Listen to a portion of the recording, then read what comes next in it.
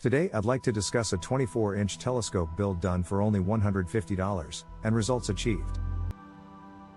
This discussion has certainly occurred before. How inexpensively can you build a large aperture amateur telescope that will give you decent results without breaking the bank? In this video we will see if it is possible or viable to attempt a large diameter reflector telescope for little money, and solve the argument once and for all. At least, we may learn a few things along the way.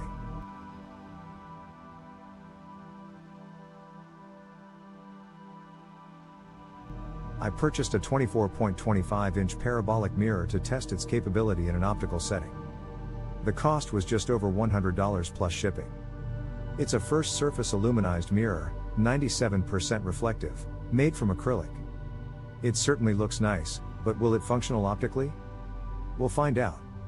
The next question became, how to test this large mirror, and since the manufacturer said it had a 23-inch focal length, will it work as a telescope primary?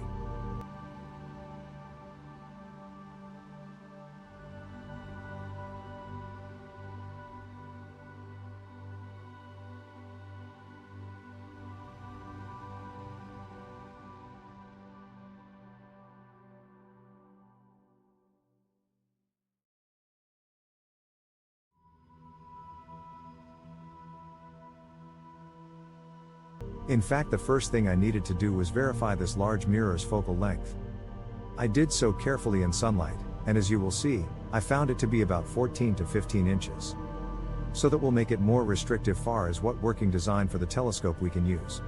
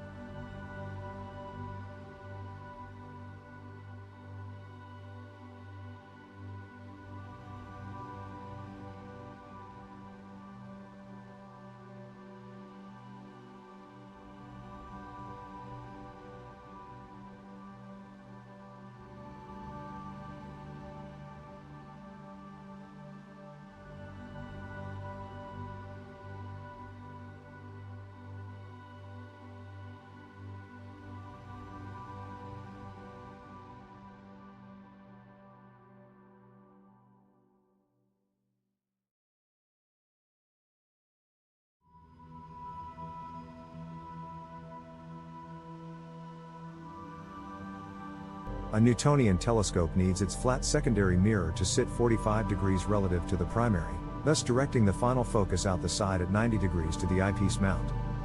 But the short focal length of 15 inches will make this impossible. The only design that looks like it will fit is a Cassegrain with a convex secondary mirror reflecting the focusing light back through a hole in the primary mirror. In this case, a 4 to 6 inch secondary.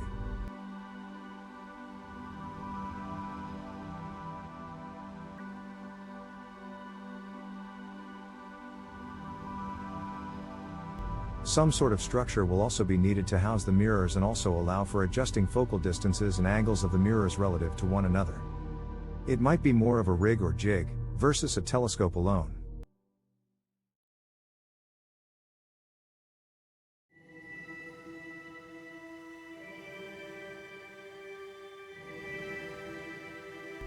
When I got to building the telescope jig, I didn't have a design written down, just in my head, using wood and metal dowel rods I already had on hand. This was all a test, so the only other purchases were the secondary mirror, and bolts, nuts and springs for the mirror attachments. I used my trailer outdoors as my table for measuring and cutting, and my jigsaw for this purpose.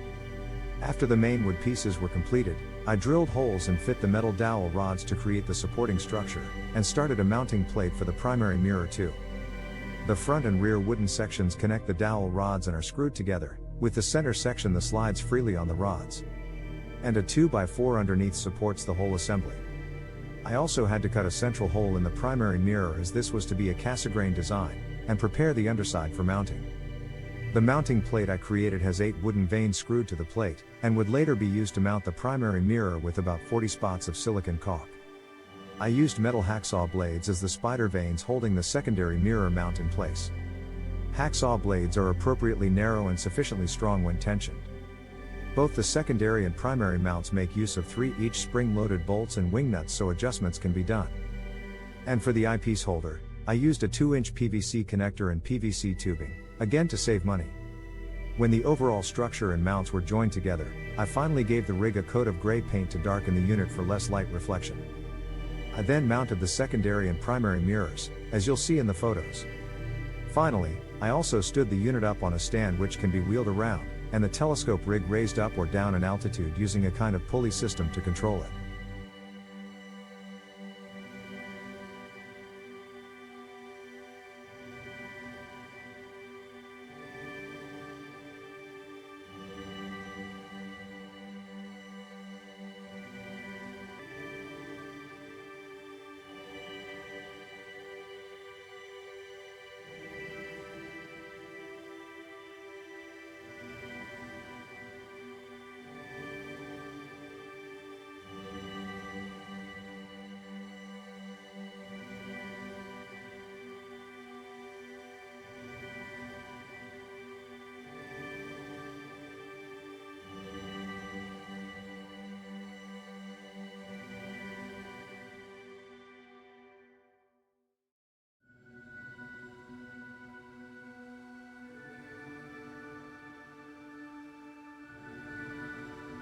During initial testing of the Cassegrain design optics, the visual images in the primary and secondary reflection were good.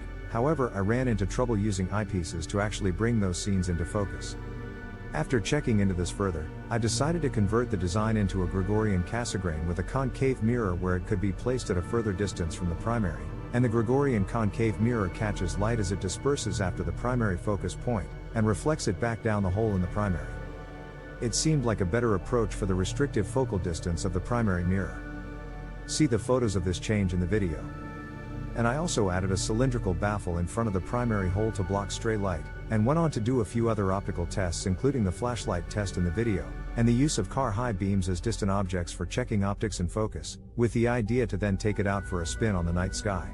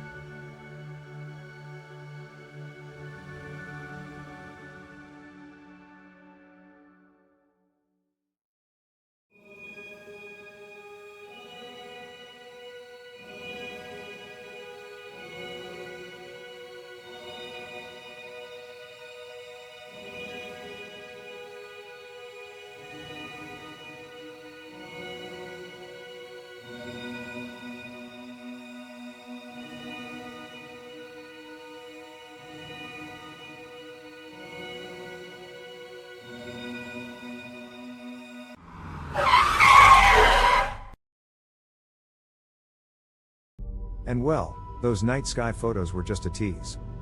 I wish I could have reported such great results, but that was not the case. It was indeed fun conceptualizing this project and building the equipment and testing the mirrors and their optics, even learning a few things in the process. The addition of the baffle tube showed the reason this primary mirror was not going to work. Looking down the eyepiece holder opening, you see a ghostly white wispy reflection coming in from the secondary mirror, which is light from the entire primary surface. The problem is it should be nice and clear, not all wavy as it shows up here.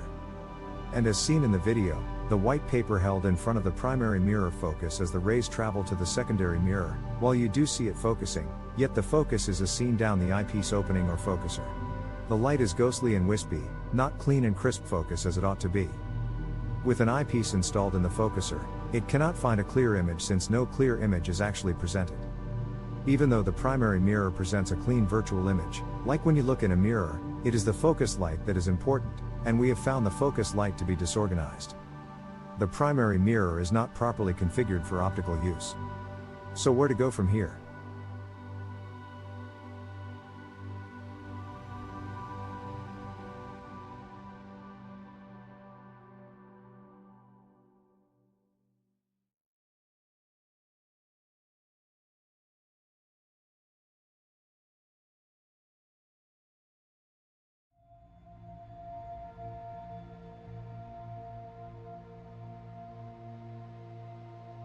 Well, the telescope rig we build can be reused to test optics of other mirrors, so not all is lost there.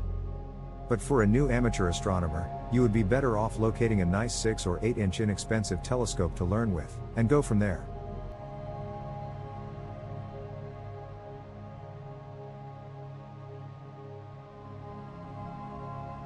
Meanwhile, the 24-inch mirror makes a great outdoor solar cooker, which is really what it is designed for. Anyway, I hope you enjoyed this trip down the large reflector rabbit hole, as we did learn a good deal from it, and you know a properly configured telescope reflector mirror will be needed for a scratch build, despite being very expensive for a true 24-inch telescope mirror. Please like and subscribe to help us with future videos.